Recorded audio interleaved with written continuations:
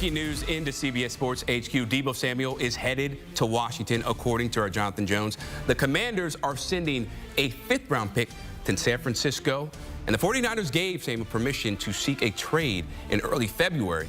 Samuel had 806 yards from scrimmage and 4 TDs this season, the second lowest totals in his career in each category. And with that, we bring in CBS Sports NFL lead insider Jonathon Jones. And Jonathon, you know, for a lot of us, this is not a surprise. It felt like this was just a matter of when, not if. How did we reach this conclusion where Deebo and the 49ers part ways and now he's on the Commanders? Yeah, Chris, I'm back home right now, but just spent the past week in Indianapolis. That's where deals get done, right? And so we are about a week and a half away from the start of free agency, the official start. So this trade is not official until March the 12th.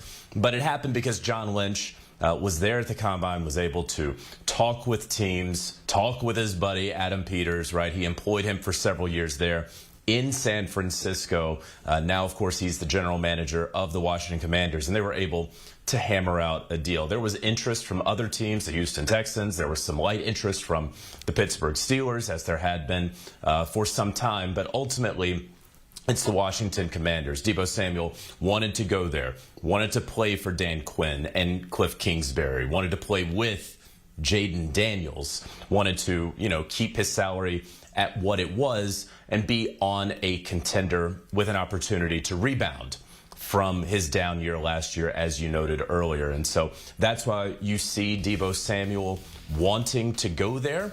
Look, it's really remarkable that Washington is a destination spot now for a lot of free agents, considering what it was like there a mere 2 years ago or so, and for the previous couple of decades. But this is a credit to John Lynch, Kyle Shanahan, the relationships that they have with their players there, because look, Deebo Samuel saw the writing on the wall last fall when they signed Brandon Ayuk to that 4-year contract extension.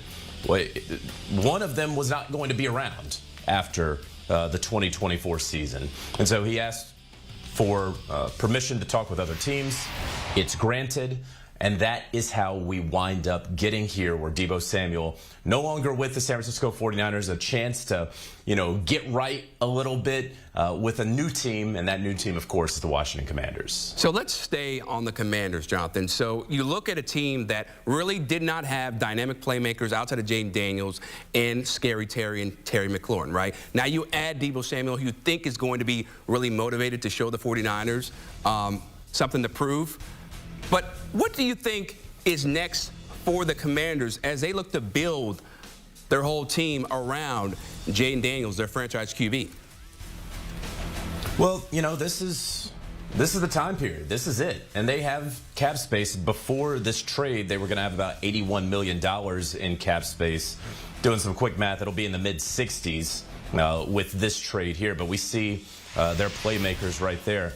Also, it's just going to give them another element, right? Because we know how Deebo has been used with the San Francisco 49ers back when he was a little healthier and probably a little skinnier as well, as that sort of running back weapon option, as well as that pass catcher. And we see De'Ami Brown and the guys that they have on this team that can also help out. Olamide Zaccheaus as well. So they're going to have some speed out there. Yeah, Terry McLaurin is the big name. Yeah, of course, Deebo Samuel's the big name. But this is another element to that offensive scheme and weaponry that Cliff Kingsbury has. And I don't know that the Commanders and that group necessarily believe in championship windows, right, philosophically.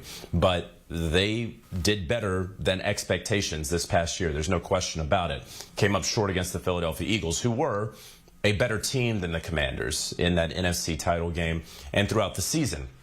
However, you're going to have to do a little bit more. We saw them go out and get Marshawn Lattimore. We'll see if that trade winds up ultimately being worth the high price that they paid for Marshawn, considering the soft tissue injuries that he's been dealing with the last couple of years. But if you can get a rejuvenated Deebo Samuel, if you can use him in the ways that he was used when he was one of the best weapons in football a few years ago. And if you don't have a sophomore slump from Jaden Daniels, right? If you can bring back so many of these potential free agents, Zach Ertz, right? He's very happy to be in Washington, but what are you going to pay a mid-30s tight end, right? And so there's still some questions the Commanders have to work out, but again, it's great that guys want to be there. And so by acquiring Deebo Samuel, that's going to send a message, one, to free agents who want to go to Washington, but two, free agents to be who are with the Washington Commanders in 2024 that, hey, we're loading up over here, guys. Maybe you guys should come on back. Absolutely. This is the place to be. We're no longer a laughingstock, and for so long you felt like it was just going to be forever the way the franchise was run. But now you got Jaden Daniels, new ownership, and they are in a different place. Now, on the 49ers side, right, of course, they have to replace Deebo Samuel. That's not an easy guy, right, to replace. What is next for them as they look to change maybe some of their philosophy on offense in getting somebody like a Deebo, or maybe just somebody else, right, who's going to take the top off the field?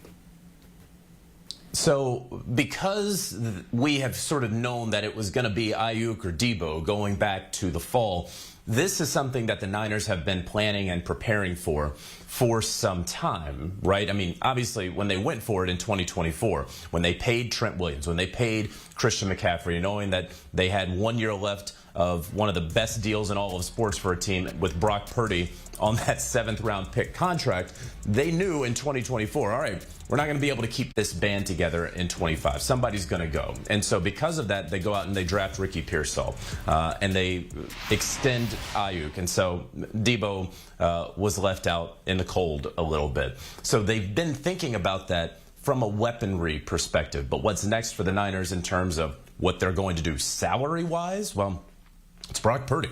And that is going to be a very interesting contract negotiation, one that, you know, the Niners usually, they don't like doing it, but it's been working out this way where they don't get contracts done until deep into training camp. They don't want that to be the case. What's going to be Brock Purdy's number? Is it going to be $55 million per year? Is it going to be 50? Is it going to be 45? That's a wide range. You can do a lot of things with that $10 million that you have in that sort of delta there. And so they're going to have to hammer out that deal. That is certainly what's going to be next. And then is there going to be money else to go around? We'll see what winds up happening with the Dre Greenlaw, for example. So long story short, the Niners knew that they were spending a lot of money in 2024 because they got so close in 2023 with that overtime Super Bowl loss. And then when it didn't happen, I think the purse strings were sort of tightened up there. And so Deebo Samuel will now be on the ledger for the Washington Commanders. The Niners have been preparing for life without Deebo Samuel, and now here we are. Once we get officially to March 12th, that life without Deebo Samuel will be a reality. Jonathon Jones, we always appreciate your insight. One of the best in the biz. Appreciate the time, man. And here is the tweet from the Washington Commanders official account. Deebo from Friday. Y'all know who he is. He's looking to bring pain to opposing defenses come 2025 in the fall.